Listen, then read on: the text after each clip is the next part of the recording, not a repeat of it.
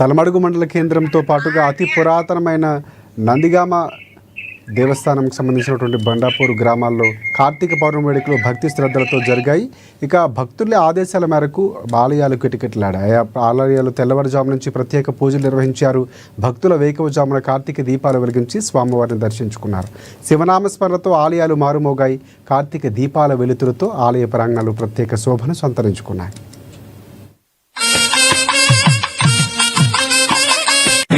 వెంకటేశం ధనాథో ధనార సదా వెంకటేశం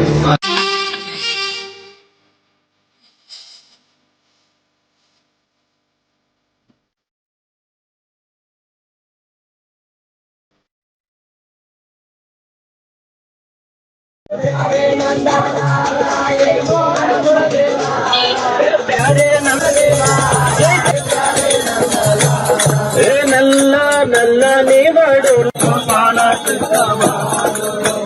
మంద పాలు